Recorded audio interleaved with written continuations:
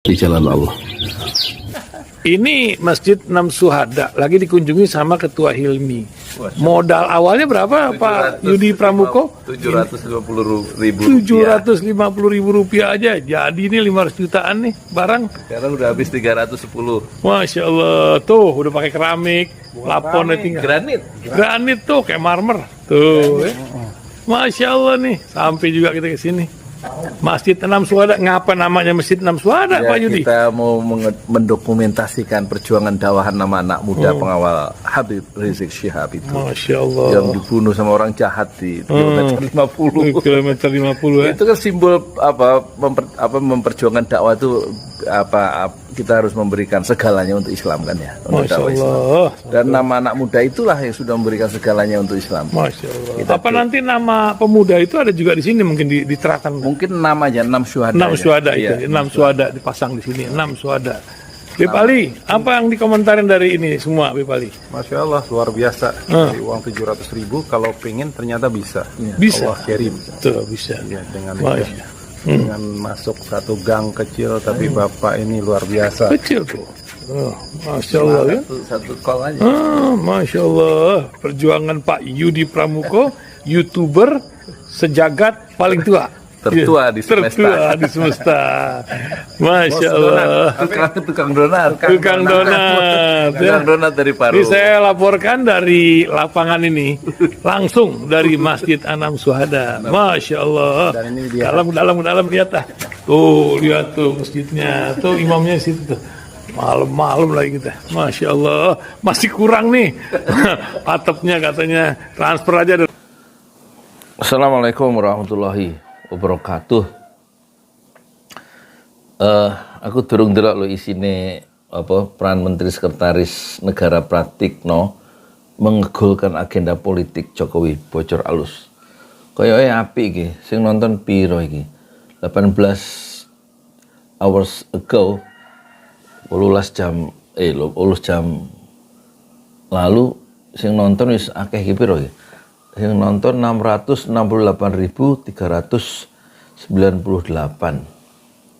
ribu. Wah, kayak komentari 3.596 komen. Saiki jam piro? Jam 6:01 ya. Waktu paru 6 isu-isu. Terang saiki. Kita mulai ya. Aku pakai dua kamera, ini kamera HP, terus aku pakai OBS. OBS itu aplikasi OBS untuk rekam layar teko PC ya. Saiki iku ya. Kita mulai ya. Bismillahirrahmanirrahim. Kok dia kok nggak jalan deh. Nah, di sinilah kemudian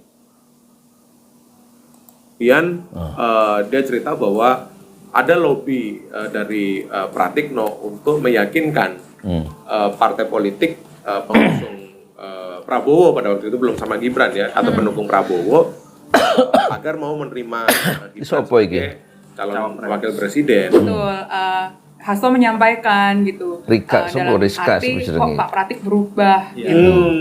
Tidak, saya kecewa dengan Pak Pratik yang kok bisa menabrak-nabrak konstitusi seperti ini gitulah bahasanya ya. Marsnya UGM atau apanya itu? Iya betul, tidak sesuai dengan Mars himne UGM. Himne UGM. Iya, apa yang Pak Pratik lakukan ini tidak sesuai dengan himne UGM.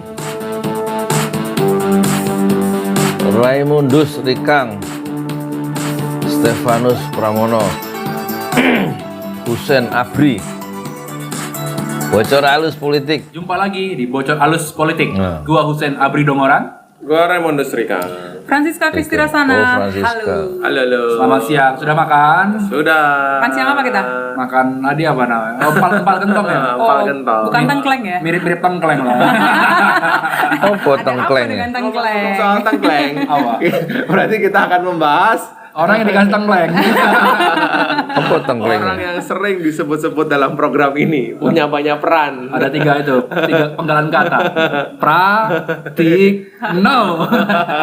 Pratikno Sekretaris Negara. Aduh. Nah, Pratikno ini memang pejabat publik ya, yang tentu saja perannya penting ya, sebagai Menteri Sekretaris Negara gitu. Artinya Menteri Sekretaris Negara Mensesnek ya. Pratikno ini adalah tangan kanan Presiden Jokowi langsung gitu kan, karena dari kantor aja udah satu komplek gitu kan. Jadi apa-apa gitu kan pasti Menteri Sekretaris Negara lah. Kalau Pramono Anum, sekretaris ya, Sekretaris Menteri Negara Pramono Anum dari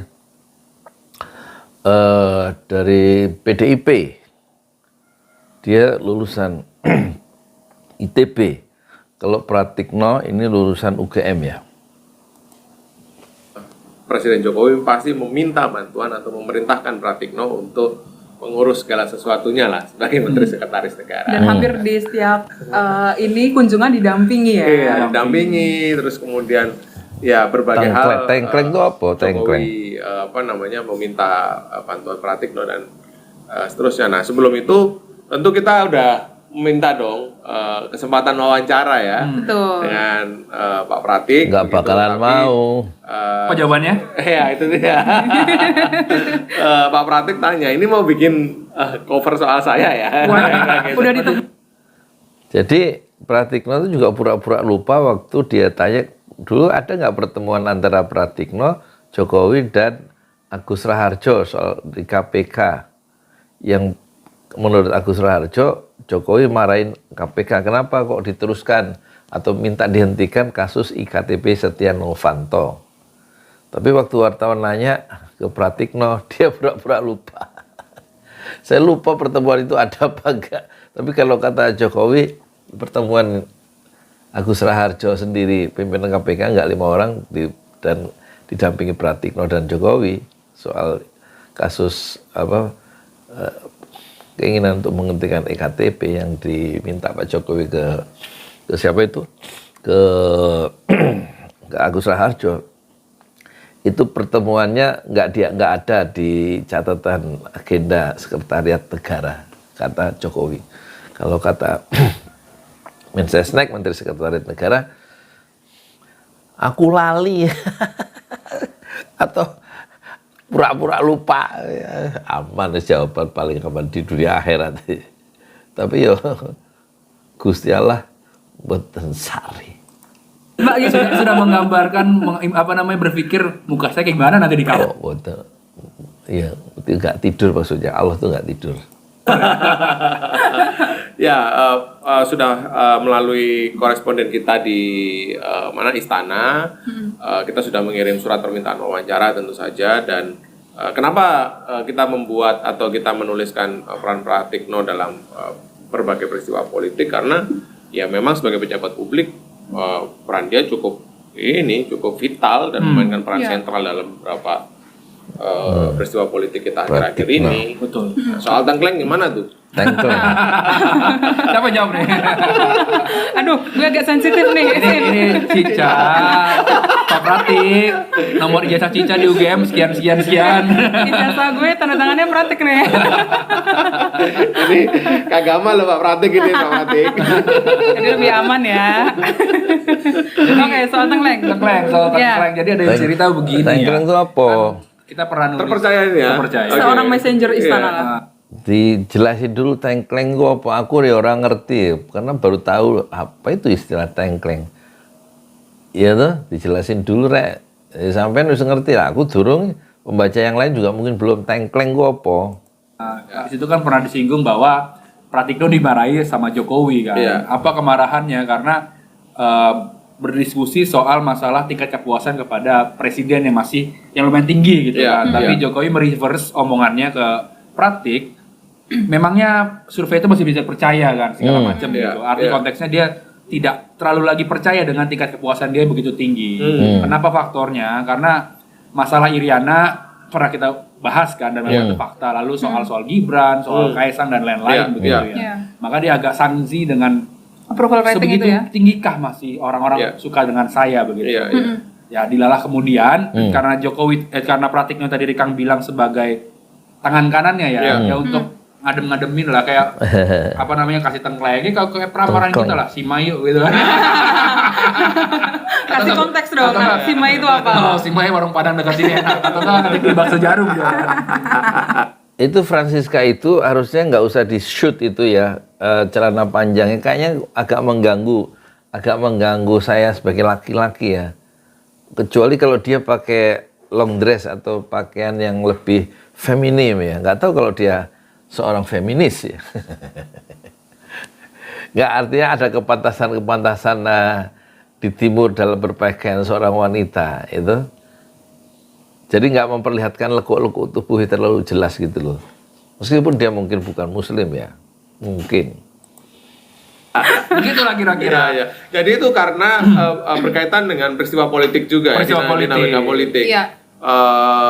Approval rating dikaitkan dengan satu putaran gitu Betul, ya. betul. Oke. Betul. Lu Jadi, punya apa info apa tambahan nih, Cik? Tambahan nih soal tengkleng ya. Jadi setelah kemarahan itu kan terjadi waktu di Istana Bogor sebelum Jokowi ketemu Erlangga itu kan. Hamin satu sebelum hari yang sama atau pagi hari sebelum debat capres ya yang ketiga. Yang gitu. ketiga. Francisca Christy Rosana cerita kepada banyak banyak temannya begitu. Saya dimarahin Pak Jokowi gitu. Tapi beberapa hari setelahnya Pratik dijamu makan siang ya. Tengkleng. Kenapa? Tengkleng Solo. Kenapa? Karena Jokowi meminta tolong kepada Pratik dan kepada seorang pejabat di PDIP ya untuk menemukan dia dengan Megawati. Sebagai juru lobby ya, sebagai juru lobby. Dalam rangka yang kemarin sempat Pram sama Erwan bilang bahwa Jokowi mau meminta bertemu dengan Megawati. Karena sebelum itu Jokowi didatangi ya oleh beberapa pengusaha Dragon Ball lah. 9 naga. Beberapa pengusaha yang memberikan masukan ya bahwa sebetulnya hubungan yang tidak baik antara Jokowi dan Mega ini sedikit mengganggu atau berpengaruh terhadap ekosistem bisnis. Yang kedua perlu dipikirkan dalam setelah putaran kedua gitu ya, ada rekonsiliasi, karena jika ini terjadi perpecahan antara Megawati dan Jokowi ini akan dipandang tidak terlalu baik gitulah untuk publik gitu. Nah, maka ada permintaan itulah untuk menghubungkan Jokowi dengan Megawati tapi melalui proksi-proksinya Pratik di PDIP. Jadi orang-orang terdekatnya Pratik begitu ya di PDIP. Nah, selagi itu Jokowi memberi jamuan tengkleng itu tadi. Gitu. Dan waktu ulang tahunnya Megawati kan Jokowi ngasih anggrek. Bunga anggrek. Anggrek itu bunga kesukaannya Megawati. Iya. Tapi peluang itu yang dijajaki oleh Pratikno, peluang ketemu itu mungkin nggak? Ya, untuk di ketua umum atau di level Megawati ini masih tertutup untuk bertemu, untuk dia bertemu dengan presiden karena saya kira Megawati mutung ya, sebagaimana dia mutung dulu soal SBY yang menurut Megawati itu menusuk menusuk kawan seiring ya, menggunting dalam lipatan. Waktu Menko Polkam Susilo Bambang Yudhoyono, Abu Megawati ditanya akan mencalonkan diri nggak jadi presiden, kata SBY tidak, kalau Megawati mencalonkan jadi presiden dia akan menjadi pembantunya atau menjadi wakilnya. Dan itu ternyata SBY kemudian mencalonkan diri sebagai calon presiden dan menghancurkan masa depan atau karir politik Megawati yang kalah oleh anak buahnya sendiri, dan dia mutung. Apalagi sekarang Jokowi itu sudah dibesarkan sampai oleh Megawati, oleh PDIP selama 23 tahun.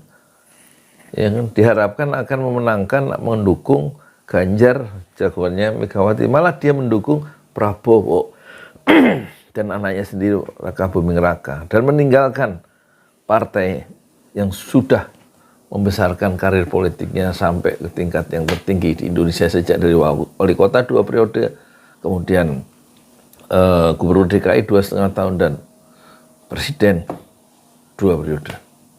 Jadi kayaknya kalau bahasanya Francisca tadi, Megawati masih tertutup hatinya, kira-kira begitu, pintu untuk ketemu dengan Jokowi itu make sense ya, bisa diterima.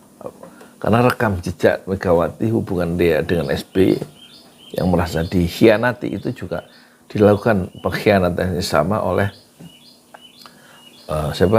Jokowi. kesakit hatian ya, Oh, atau sakit hatian. apa ya, dalam arti ini sudah berjarak yang terlalu dalam gitu. Hubungan ini sudah terlalu lebar jaraknya gitu. Dan ada juga orang-orang di sekeliling Megawati yang memang memberikan masukan Advis. atau saran ya kepada Megawati untuk tidak dulu gitu. menemui Jokowi. Jokowi gitu. Oke. Gua dapat info yang hampir mirip bahwa Jokowi sebenarnya juga menjajaki sendiri peluang untuk bertemu Megawati. Caranya? Lewat salah satu elit PDIP gitu. Sempat menanyakan bendahara umum menanyakan bahwa bagaimana peluang untuk bertemu Megawati begitu, dan Oli sendiri belum dapat memastikan tuh apakah terbuka peluang presiden bertemu Megawati. Dan ini gua dapat info yang agak berbeda nih soal kenapa Jokowi perlu untuk bertemu dengan Megawati.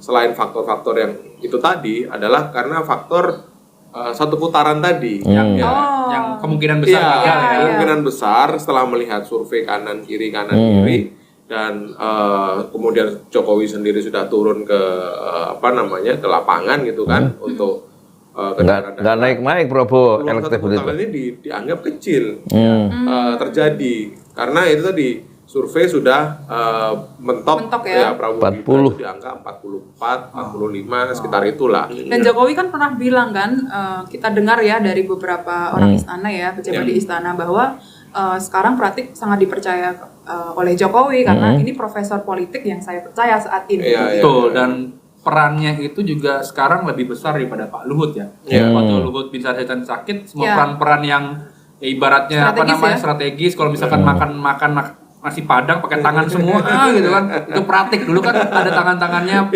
Luhut di situ kan. Dan memang gue dapet cerita begitu sih. Jadi ada salah satu narasumber yang gue temuin dan dia tahulah jeroan di istana dan konstelasinya bagaimana. Dia cerita bahwa pasca Luhut sakit dirawat cukup lama ya di Singapura.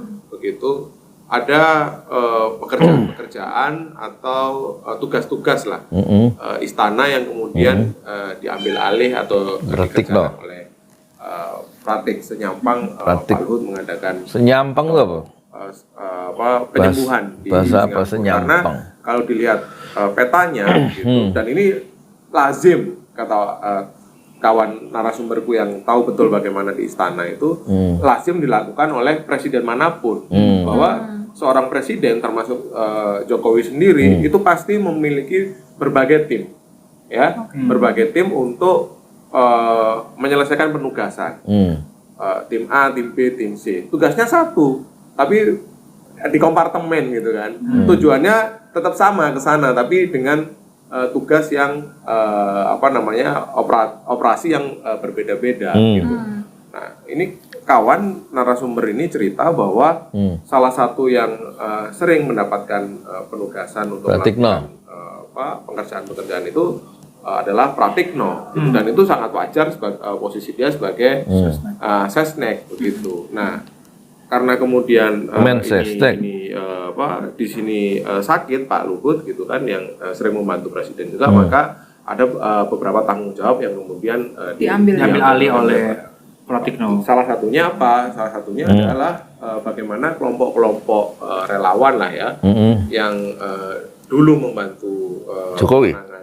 Pak Jokowi dalam 2014-2019 itu sekarang lebih banyak berkomunikasi lah dengan Pratikno begitu. Nah, ini salah satu peran yang sekarang dijalankan oleh Pratikno. Tapi kalau melihat jauh ke belakang gitu ya, Kang, kan lu kemarin belusukan nih ke Jogja. Iya, makan teman juga. Gak ada sih di Jogja sih. Sebetulnya kerja-kerja politiknya Pratik ini gimana sih awalnya ya? Jadi betul. Jadi kemarin gue agak belusukan tuh ke Jogja untuk kenapa ke Jogja? Ini tentu saja perlu di refer juga. Kenapa ke Jogja? Karena Pratikno ini sekarang rupanya bahas Pratikno ya. Peran Menteri Sekretaris Negara Pratikno. mengegulkan agenda politik Jokowi. Karir di Yogyakarta sebagai dosen dan kemudian sampai menjadi rektor di Universitas Gadjah Mada begitu ya. Dari rektor inilah kemudian dia masuk ke panggung politik nasional dengan menjadi bagian dari tim 11 ya kan. Tim 11 itu apa? Tim 11 itu adalah tim yang dibentuk oleh Megawati pada waktu itu untuk menggodok capres pilihan PDIP. Nah, kenapa Pratik bisa masuk? Sejumlah narasumber yang kita temui dan orang-orang dekat Pratikno cerita bahwa yang membawa Pratikno ke panggung nasional antara lain ya, salah satunya adalah almarhum Cornelis Ley. Guru besar ilmu politik UGM. Betul. Dan ini memang almarhum Bang Cornelis Ley ini punya hubungan dekat lah dengan PDIP. Betul. Itu dan disitulah pintu masuk Pratikno untuk ke panggung ke panggung nasional. Tim 11. Lo pasti punya info tuh, Cik. Bagaimana ini bisa terpilih karena sebagai Mensesnek ya tentu saja. Betul, ya. Jadi memang balik ke 2004 ketika zaman Jokowi ya. 2012 maksudnya. Bukan. 2004 SBY. Wali Kota Solo ya. Itu kan ada peran Bang Koni juga, Cornelis Ley ya. Cornelis Ley. Bang Koni ini kan mendiang dekat dengan PDIP tadi ya. Dan, Cornelis Ley. disitulah Bang Koni membentuk yang namanya tim politik lokal, gitu ya. Tim politik lokal ada Ari Dwi Payana. Ari Dwi Payana ini dulu asistennya dan mahasiswa bimbingannya Bang Koni. Dan Ari juga Dwi ada Payana. Pratik di situ yang satu circle ya dengan Bang Koni. Lalu dibawalah orang-orang ini menjadi tim politik lokalnya Jokowi ketika maju sebagai wali kota Solo. Gitu. Jadi sudah sebetulnya hubungan Jokowi itu sudah dimulai sejak wali kota Solo. Nah kemudian seiring berjalan waktu 2000 menjelang 2014 ya ketika pemilihan presiden itu kan mereka atau Pratik gitu dan Bang Koni segala macam itu kan juga masuk dalam tim transisi ya, transisi. Dan Bang Koni dan Pratik ini menjadi reviewer dari tim 11 yang di waktu itu diketuai oleh Andrinov ya. Andrinov Caniago. Semula terpilihan Pratik menjadi Mensesnek. Adrinov apa Adrianov? ACH Caniago ya. Saya pernah ketemu ya dengan Adrinov. Ya sekitar inilah 2 jam gitu di ruangan yang sama dalam sebuah acara di depan saya Adrinov itu. Nah ini awalnya yang dipilih sebagai Mensesnek ini ada beberapa nama. Salah satu calon kuatnya adalah Bang Koni sebetulnya. Tapi nggak mau kan? Tapi Bang Koni menolak karena ada beberapa kesehatan ya, ada beberapa isu kesehatan gitu. Kemudian dari PDIP itu juga ada tawaran kepada Hasto ya, sekjen PDIP, tapi Hasto diminta oleh ketum PDIP atau Megawati untuk mengurus partai. Maka Bang Koni inilah yang kemudian merekomendasikan Pratik yang saat itu menjadi rektor UGM dan pernah juga membantu pemenangan Jokowi ketika di Solo, gitu. Jadi memang hubungan saat itu seperti itu. Dan waktu itu kenapa Pratik smooth juga ya karena Mas dari Mensesnek itu karena Megawati juga suka dengan Pratikno. Jadi di eranya Pratikno jadi rektor Cica, di situ dia merenovasi atau mengubah perpustakaan kan. Jadi yang prinsip-prinsip Soekarno lah. Jadi di situ Megawati senang dengan Pratikno begitu. Tapi ada yang menarik juga tuh waktu itu kita pernah ketemu geng Solo kan, orang-orang Solo gitu yang tahu dengan Pratik. Begitu Pratik menjabat sebagai Sesnek gitu ya, masuk ke ruangannya Mensesnek yang pertama kali lihat adalah gordengnya. Ini kayaknya perlu diganti gitu. Oke. Nah, artinya dengan segala peran dia dan akses dia terhadap presiden yang tentu saja jauh lebih mudah lah mengakses Pak Jokowi dan seterusnya. Kita salut ya sama jurnalis-jurnalis Tempo bisa dapat informasi-informasi yang eksklusif ya, yang nggak kita dapatkan di media-media online yang memang sangat instan itu ya.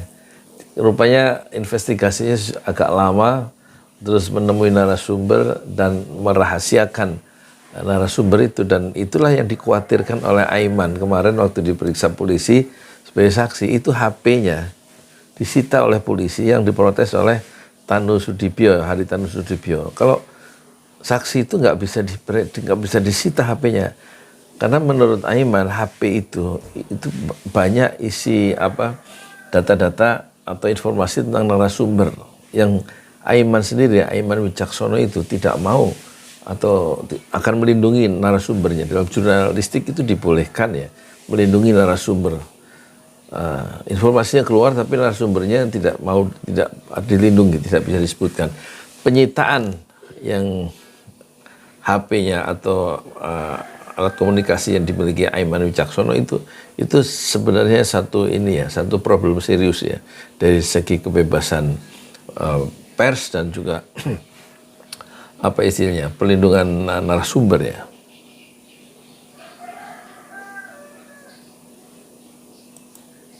Peran dia apa sih? Karena lu pasti punya info nih, Sin, bagaimana di tengah-tengah prahara Mahkamah Konstitusi itu ya. Iya. Dan bagaimana sumber-sumber kita cerita lobby-lobby yang dilakukan atas peran Pratik di sini. Berarti dari MK dulu atau dari 2014 dulu banyak cerita soal Pratik. Iya, dari yang terbaru dulu dong. Jadi ada cerita begini bahwa Pratikno ini yang memang intens sekali komunikasi dengan dari MK mungkin intervensi politik ke Paman Usman ya.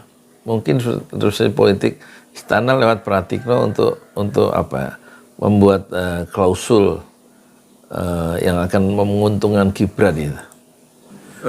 Pejabat di MK lah yang menanyakan soal bagaimana perkembangan perkara nomor 90. Perkara 90 ini yang akhirnya membuat Gibran menjadi cawapres. Intinya ada komunikasi kayak gitu. Jadi dan itu kabarnya juga ada tekanan supaya nomor 90 ini berhasil. Itu lagi messengernya Pratikno. Oke. Bahwa dalam RPH seperti yang sudah kita tulis ya dalam laporan-laporan kita. Makanya kemudian jurnalis Tempo mengecam itu ya, bukan mengecam, memberikan julukan pada Gibran sebagai anak haram konstitusi. Ya karena kasus itu tadi, kasus putusan MK nomor 90 yang ada intervensi politik dari istana. Sehingga Gibran itu tiba-tiba meloncat ya, masuk di lingkungan elit kepemimpinan nasional sebagai calon wakil presiden Prabowo, mengalahkan orang-orang yang lebih berpengalaman dan lebih senior. Ada peran Paman Anwar tentu saja untuk berkomunikasi dengan kolega hakim gitu. Paman Anwar di MK ngetok, Paman Pram menyuruh kita mengejar itu. Uncle Pram. Iya. Ada satu info yang menarik juga yang gue dapat dari narasumber di Jogja bahwa lobby itu tidak terbatas pada di MK saja. Benar ada di MK, tapi kemudian yang paling penting adalah meyakinkan partai politiknya. Supaya mau menerima Gibran. Mau menerima kalau nanti ini diketok dan kemudian Gibran yang akan diajukan atau dipilih sebagai calon wakil presiden Prabowo. Untuk apa? Kata narasumber gue ini yang dia cukup dekat dengan sejumlah pejabat publik. Keren informasinya ya. Nah, untuk apa kalau kemudian MK dilolosin tapi koalisi partai ini nggak mau menerima? Nah, disinilah kemudian dia cerita bahwa ada lobby dari Pratikno untuk meyakinkan partai politik pengusung Prabowo pada waktu itu belum sama Gibran ya, atau pendukung Prabowo agar mau menerima Gibran sebagai calon wakil presiden begitu. Dan kita tahu pada waktu pemilihan atau pengumuman cawapres itu kan sempat mundur-mundur tuh kan. Itu ada peran Pratikno juga.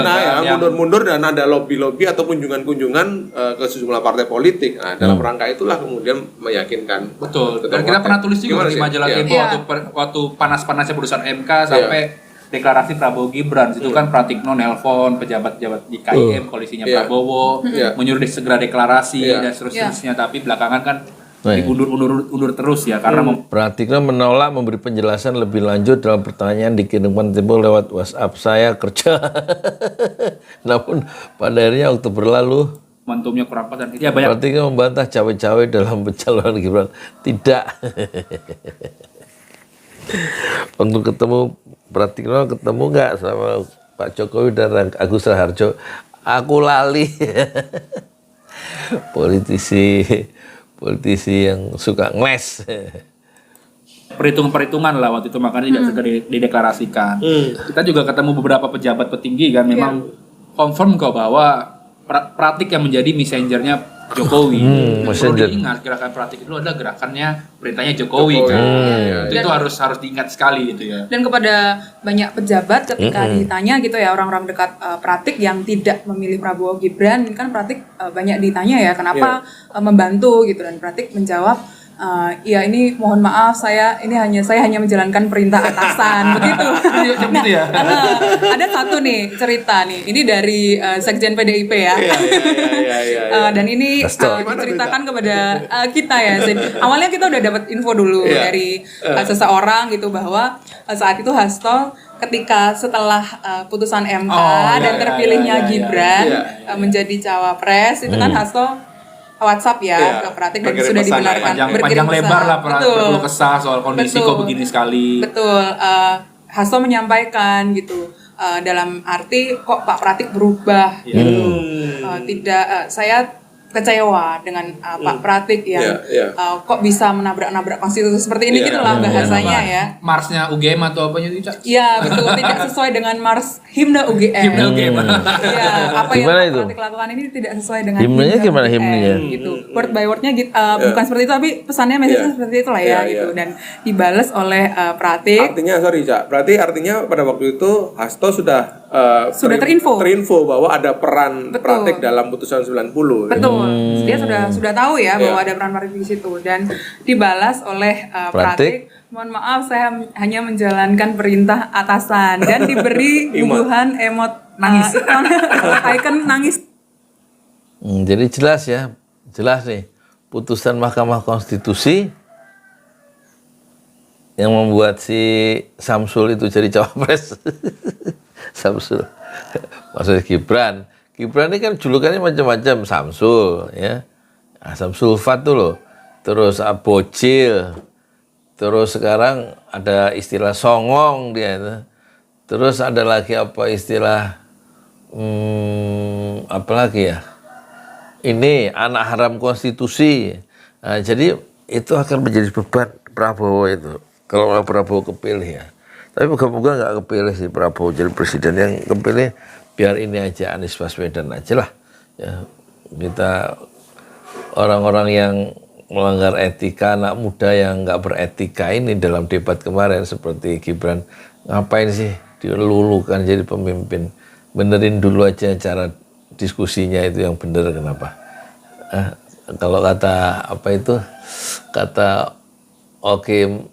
Madarsari ya, si sosiolog itu dia bilang dia betul-betul dalam ruangan debat cawapres kemarin betul-betul disrespectful, orang yang nggak bisa menghargai sama sekali ya forum debat calon presiden. Teman-teman saya dari Eropa kemarin beberapa orang telepon, betul-betul di Eropa juga dibahas tentang kelakuan anak muda yang nggak punya etika itu ya. Di dalam sejarah debat capres itu menjatuhkan, memojokkan lawan bicara itu biasa ya dalam perdebatan. Tapi sikap Gibran yang merendahkan lawan bicara dengan gerak-geraknya itu betul-betul memalukan ya, dan menjadi perbincangan di kalangan media-media di Jerman, di Belanda, dan di lain tempat, kata teman-teman saya itu yang ada di Eropa ya. Sekarang gampang, tinggal telepon aja. Gimana respon media asing terhadap Gibran kemarin kan gitu ya, kita tanya. 3 kali. Ya. Menarik memang Pratikno ini ya. Ya ngomong-ngomong hubungan Pratikno dengan PDIP itu juga nggak mulus-mulus amat lah ya, ada hubungan naik turun. Nah, begitu Jokowi menjabat sebagai presiden di 2014 di bulan Desember itu ada sedikit turbulensi lah hubungan antara PDIP dengan Pratikno. Kenapa? Karena waktu itu di bulan Desember ada permintaan dari Megawati untuk ketemu Jokowi kan. Lalu sekitar sebulan pertemuan itu nggak terwujud juga. Orang-orang PDIP cerita bahwa yang memblok komunikasi Pratikno dan Andi Wijayanto yang waktu itu sebagai pejabat juga di istana kan gitu. Nah, dilalah dengan mandeknya komunikasi itu, tiba-tiba Jokowi melantik Luhut Binsar Panjaitan. Nah, ini kan hubungan Luhut dengan PDIP juga nggak bagus ya, karena ya banyak berbagai hal kan, karena dianggap Luhut terlalu banyak berperan dalam Jokowi dan seterusnya begitu. Lalu komunikasi ini juga terjadi buruk itu di sekitar 2015-2016. Ketika itu proses pemilihan Kapolri ya, waktu itu sempat rame, Budi Gunawan mau menjadi Kapolri. PDIP. Nah, di situ juga sempat ada komunikasi yang terputus, bahkan pihak istana bilang kok komunikasi kita ini terendus juga dari kubu sana gitu. Nah, akhirnya bahkan Jokowi juga sempat pindah berkantor di Bogor gitu. Nah, banyaklah turbulensi hubungan antara Pratikno dengan PDIP. Tapi di satu sisi walaupun itu Pratikno juga menjalankan peran-peran legislasi kan. Misalnya ada undang-undang KPK yang turunan Pratik, Omnibus Law dan segala macam. Bagaimana peran Pratik di KPK? Revisi undang-undang KPK. Jadi dia ini juga yang mengumpulkan para orang-orang yang tidak setuju dengan revisi undang-undang KPK ya. Termasuk para tokoh-tokoh anti korupsi. Nah, di situ dia bilang, ini siapa cerita sih? Ada orang yang terlibat yang membuat draft Perpu. Waktu itu kan Jokowi membuat Perpu KPK kan. Nah, dia bertemu lah dengan itu dan menyampaikan bahwa Jokowi ini mau atau sedang mempersiapkan Perpu KPK begitu ya. Nah, di salah satu hotel lah mereka bertemu rapat di Jakarta dan seterusnya. Draft pun jadi dan diserahkan kan. Nah, tapi sampai sekarang bahkan kita tahu faktanya adalah undang-undang KPK direvisi ya. Orang-orang tidak pernah keluar itu. Nah, selain tadi yang gue bilang soal revisi undang KPK, ada peran juga Pratikno dalam pansel pemilihan hakim MK di 2018. Jadi kan waktu itu hakim MK pensiun digantikan pemerintah yang mencari siapa ini perwakilan pemerintah ya. Jadi pansel ini perwakilan presiden pansel panitia seleksi ya. Ini sudah bulat karena ada 3 nama, Prof Susi, satu lagi siapa? Maria dan Eni yang sekarang menjabat sebagai hakim MK gitu. Urutannya sesuai 1, 2, 3. Nah, pansel ini juga setelah selesai menyerahkan nama-nama itu ke Pratikno. Untuk diserahkan teruskan ke presiden.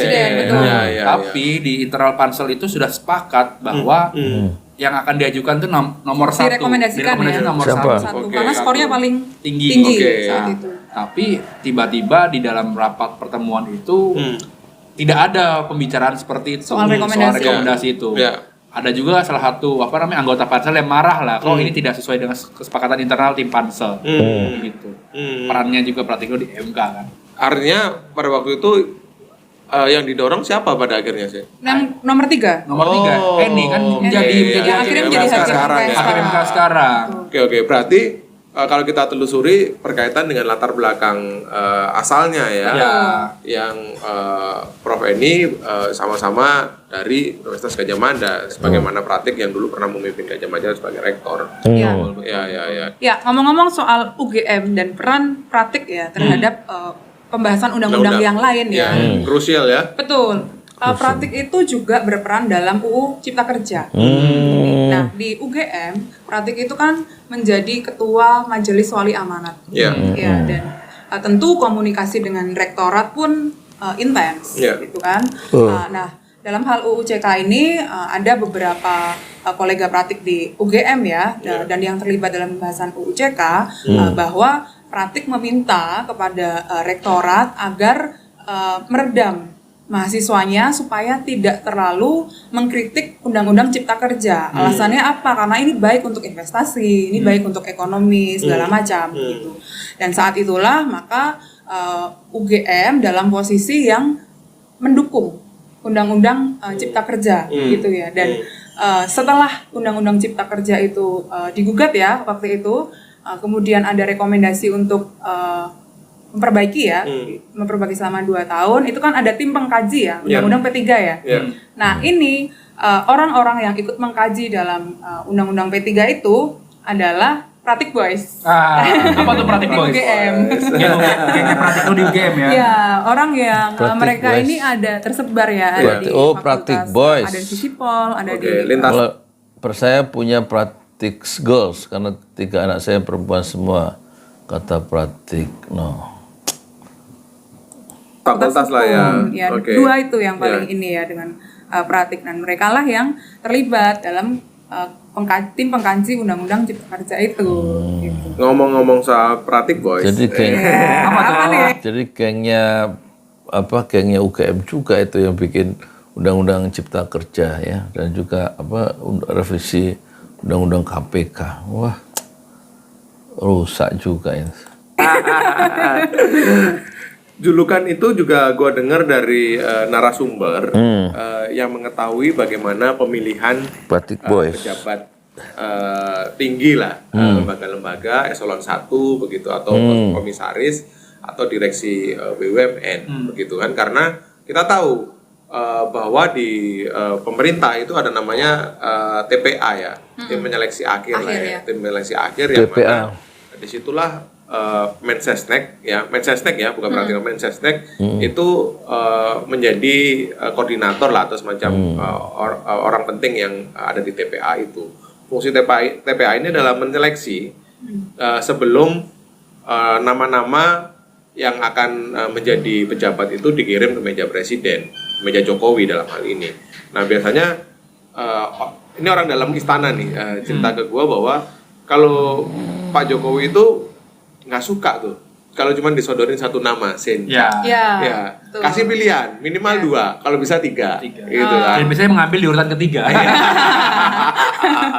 Jadi kalau bisa ada 2 nama, lebih baik 3 gitu kan. Nah, TPA ini kemudian ya ada peran-peran Pratik lah untuk kemudian menunjuk siapa-siapa yang menjadi kepala badan gitu kan, memimpin lembaga atau menjadi direksi dan komisaris begitu. Nah, narasumber gua cerita bahwa salah satunya itu ketika menunjuk Menpora.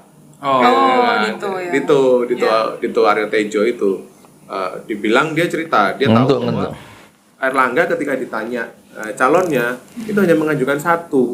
Siapa? Gitu kan, hanya mengajukan 1, dan wah kalau presiden setidaknya kasihlah 2 nama gitu kan, dan 1 nama yang lain itu adalah Dito, yang kemudian informasi dari narasumber gue ini bilang bahwa yang diajukan oleh Pratik ini adalah Dito yang kemudian menjadi Menpora sekarang. Dan ada Dito Aryo Tejo merupakan calon Menteri Pemuda dan Olahraga 26 Januari. Beberapa pejabat lain yang kemudian terpilih atas kontribusi, atas rekomendasi dari Pratik, yang mereka dijuluki oleh Pratik Boys. Nah, sebenarnya agak menarik itu membedah kenapa kemudian dalam kasus Dito Menpora ya, atau dalam konteks Dito Menpora itu kita membedah hubungan Pratik dan Dito gitu. Karena dari salah satu dokumen penegak hukum yang kita baca gitu kan. Dito ya. Saya ngantuk aku ya. Saya ini dulu ya. Minum dulu sebentar ya.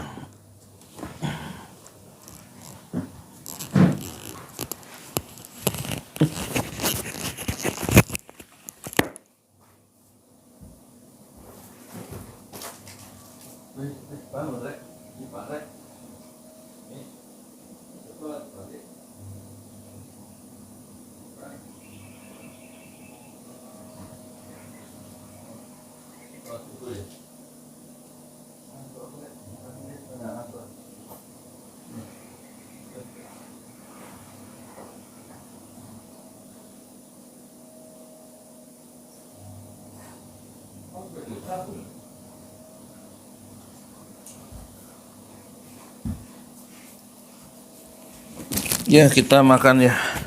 Sorry sambil ngantuk aku, sambil makan supaya nggak ngantuk ya.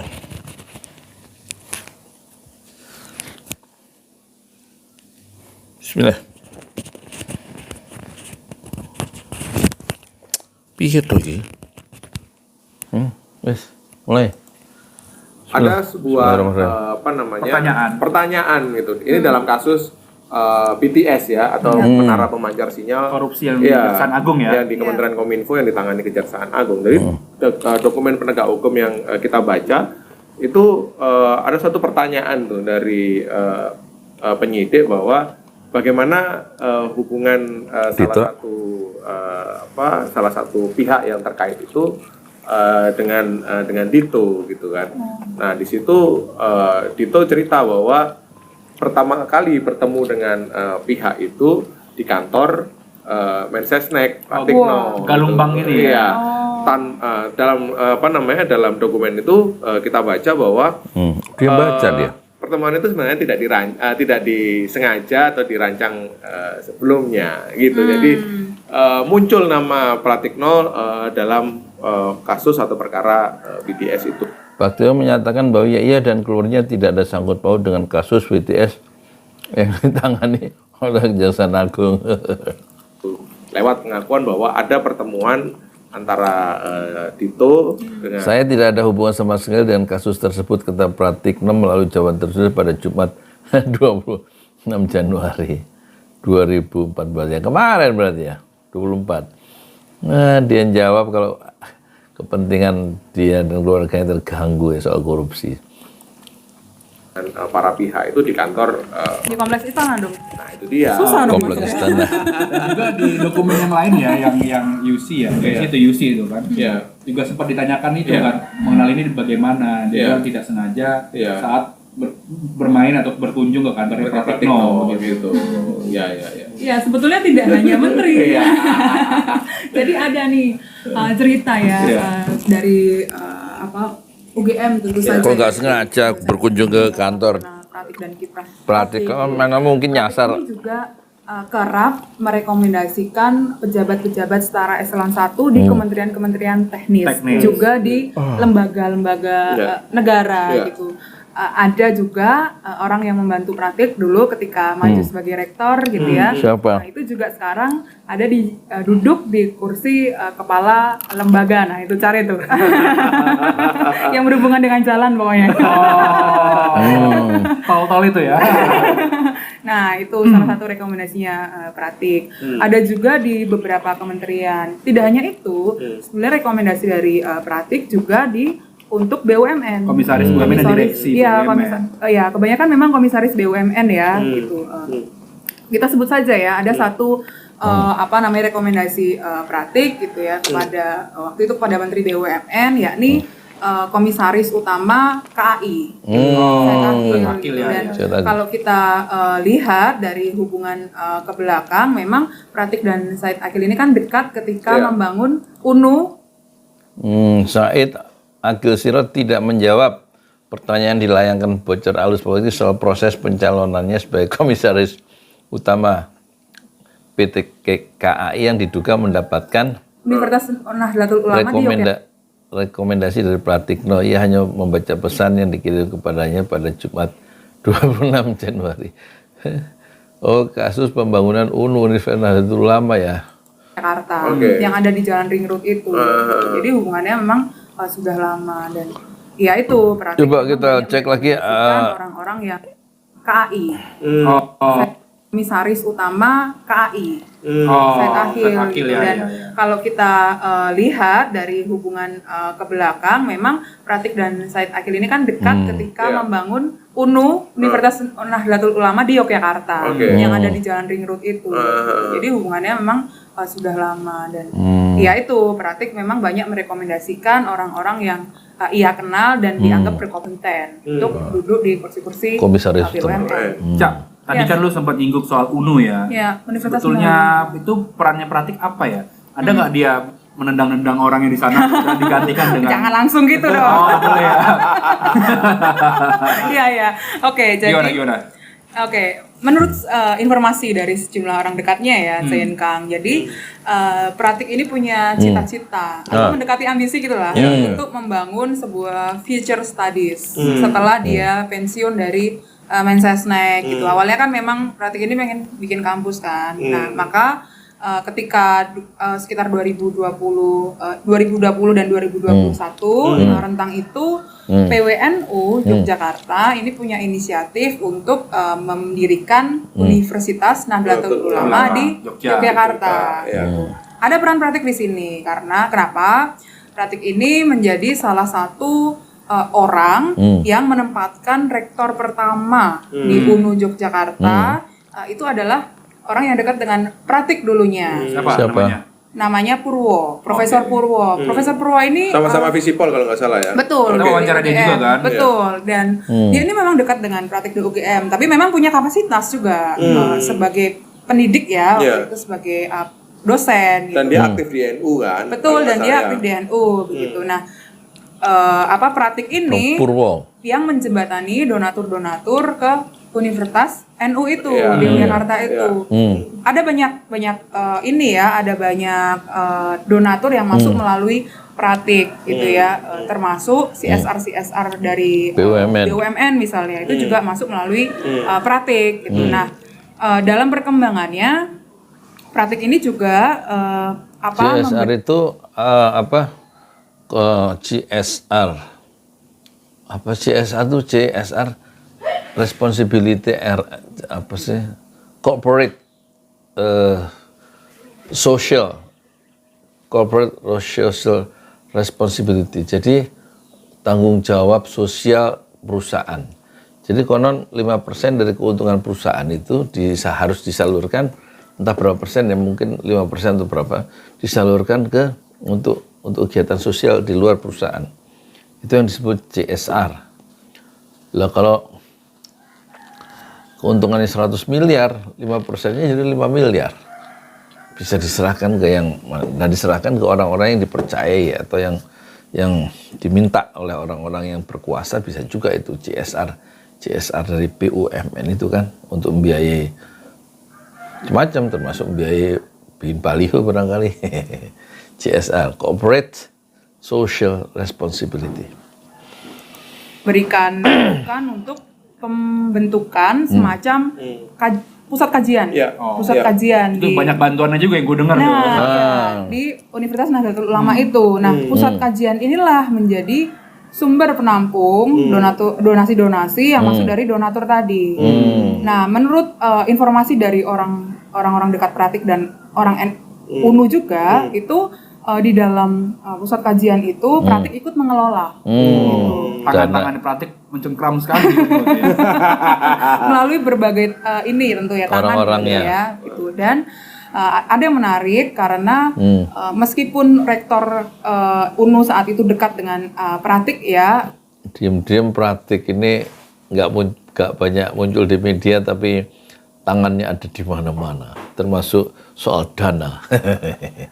Itu biasa menurut mereka. Ada banyak ketidakcocokan antara Profesor Purwo dan Pratik, ada pecah kongsi gitu. Jadi ada program-programnya Profesor Purwo yang kemudian tidak disetujui gitu. Ada juga pengelolaan dana atau ketidaktransparan UNU yang waktu itu yang dianggap tidak transparan ya, atau diduga tidak transparan. Kemudian ada kritik lah dari rektor UNU saat itu atau Profesor Purwo saat itu. Selain menjembatani donatur, Pratik juga punya peran untuk menaruh rektor selanjutnya gitu, menitipkan rektor selanjutnya gitu, yang juga adalah orangnya Pratik di situ atau dari UGM. Tadi ada yang dipotong, mungkin agak sensitif ya, kita cek lagi ya. Atau ketidaktransparan UNU yang waktu itu yang dianggap tidak transparan soal ya, dana dipotong ya, soal dana. Kemudian ada kritik lah dari rektor UNU saat itu atau Profesor Purwo saat itu. Selain menjembatani donatur, Pratik juga punya peran untuk menaruh rektor selanjutnya gitu. Ada yang sensitif. Rektor selanjutnya gitu yang juga adalah orangnya Pratik di situ atau dari UGM, yakni Widya. Pak Widya itu sekarang menjadi rektor UNU. Semula Prof Purwo ini akan melanjutkan Rektor UNU Widya Priyahita Puji Budojodi membantah ia menjadi rektor karena didukung oleh Pratikno. Menurut dia rektor UNU dipilih oleh badan pelaksana. Iya dipilih, kan bisa diatur siapa yang harus dipilih. gimana sih Ibu Rektor, kayak kita, ya semua juga tahu ya. Purwo sudah habis masa jabatan sebagai rektor. Semula akan melanjutkan. Namun untuk periode kedua nih, gue juga untuk periode dengar tuh. selanjutnya, namun kemudian dipotong, gitu, dihentikan, lalu dimasukkanlah Pak Widya, rektor baru itu. Betul. Nah gue juga dengar info yang serupa Ci, waktu gue belusuan ke Jogja itu. Widya itu laki perempuan? Perintis ya, salah satu perintis yang membantu pendirian UNU itu cerita ke gue bahwa praktik di sini lebih banyak berperan dalam konteks jaringan, gitu kan? Jaringan, karena sebagai salah satu tokoh yang sudah mentas ke dunia nasional, ke pentas nasional, tentu praktik diharapkan punya jaringan-jaringan nasional gitu, kolega-kolega yang bisa mendorong bantuan pembangunan atau pendirian Universitas Nahdlatul Ulama itu. Gitu, dan itulah yang kemudian dimainkan atau diperankan ya praktik dalam konteks pembangunan Universitas Nahdlatul Ulama Jogja itu. Tapi kenapa ya praktik tidak meluaskan kekuasaannya di UGM gitu ya? Justru ke UNU gini, yang ini kan PTN negeri kan, UGM, UNU kan swasta gitu. Ada apa ini nih? Salah.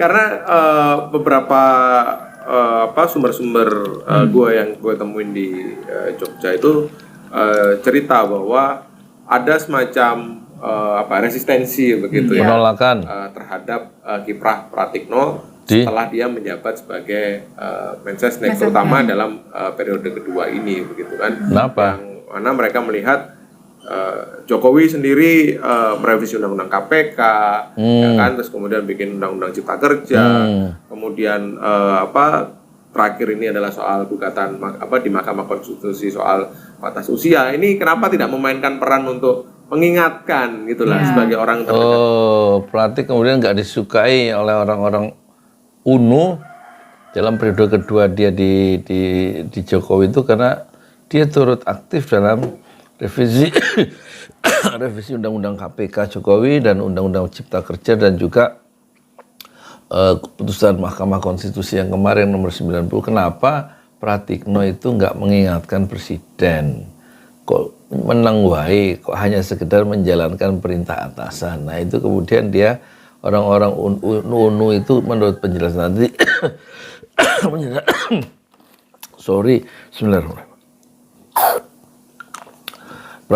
mereka ada resistensi ya, ada sikap menolak sekarang pada Pratikno di dalam konteks Universitas Nahdlatul Ulama di Jogja. Karena keterlibatan Pratikno yang manut wae sama atasan. Jokowi untuk ini sudah di luar koridor dan segala macam, dan itulah yang membuat resistensi di kalangan UGM itu muncul. Gitu. Meskipun demikian ada yang bilang bahwa ya masih adalah peran ya Pratikno di kampus, karena sebagai ketua Majelis Wali Amanat dia punya peran cukup penting gitu dalam keputusan-keputusan. Ya. Kalau kata dosen-dosen UGM ya yang cerita ke kita ya, Pratik ini menteri rasa rektor. Karena dia ikut mendukung dalam pemilihan rektor ya, rektor UGM setelah Pratik ada dua ya, ada Pak Panut, ada Bu Ova gitu. Pratik mendukung itu gitu. Nah, selain di UNU yang gue dengar kan ada peran Pratik juga di Yayasan Pijar Foundation gitu ya. Nah, gimana info kalian pengejaran itu? Nah, ini kan kita sudah riset dalami betul ya bagaimana kaitan antara Yayasan Pijar ini. Kalau lu nanya dengan UNU, nah ada kerjasama juga ya, Ci ya, ada kerjasama atau kolaborasi program antara dua entitas ini, dan kita tanya berbagai orang tuh ya soal bagaimana sih positioning dan hubungan yayasan ini dengan Pratikno. Mereka bilang bahwa tidak pernah ada deklarasi secara terbuka gitu ya, Ci, bahwa ini loh gue yang bikin gitu Pratikno gitu. Ini loh bukan, tapi mereka meyakini bahwa yayasan ini didorong lah, di-endorse oleh Pratikno, dan yayasan ini berisi anak-anak muda begitu ya, yang banyak program-program soal sustainability juga macam-macam lah soal ekonomi gitu kan yang kemudian mereka kerjakan. Ya. Dan ada anak praktik Dananya ya, yang dari jadi salah satu inisiator terbuka CSR di situ. juga. Gitu ya. Ada salah satu anaknya gitu yang ada di situ dan dia juga sebagai mentor gitu. Setelah kita cek ya waktu itu ke beberapa petinggi atau orang yang mengurus pijar gitu, memang Pratik sesekali mementori teman-teman atau orang-orang di kepengurusan pijar ini gitu, dan Pratiklah juga yang kemudian membukakan relasi-relasi menyatakan bahwa ia menghargai inisiatif anak muda untuk mendorong inovasi dan mengembangkan talenta hebat pada masa depan. Yayasan Pijar dengan mitra-mitra kerjanya. Kalau kita lihat di webnya, Banyak tuh. Yayasan Pijar tuh banyak banget. Plat merah lah. Ya, saya mengapresiasi anak muda yang mempersiapkan Indonesia menyongsong masa depan, ujar Pratikno dalam jawaban tertulis pada Jumat 26 Januari 2024. Mitranya ada Kemensesnek, bahkan Kementerian Sekretaris Negara bahkan menjadi salah satu mitra gitu. Kemudian ada foundation lembaga-lembaga foundation yang besar gitu. Kemudian ada BUMN juga. Lihat di website. Iya. Website Aku rasa udah cukup panjang soal Pratikno ya. Banyak Iya. nih. Belum lagi hal-hal lain masih kita kejar lainnya ya. Sedang kita- Detailnya di majalah Tempo lah ya. Pekan ini. Oke. Saksikan terus Bocor Halus Politik di youtube.tempo.co dan kalian bisa dengerin juga di Spotify Bocor Halus Politik. Sampai jumpa. Jadi ini menarik ya, kita baru tahu sosok asli gerak-gerik manuver politik Pratikno yang berdiri di belakang atau di samping Jokowi, dan dia sangat berperan pada Undang-Undang Cipta Kerja, Undang-Undang Revisi KPK ternyata, dan juga tentang gempa atau kisruh dari putusan Mahkamah Konstitusi nomor 90. Sekali lagi, Pratikno. Assalamualaikum warahmatullahi wabarakatuh. Bagus.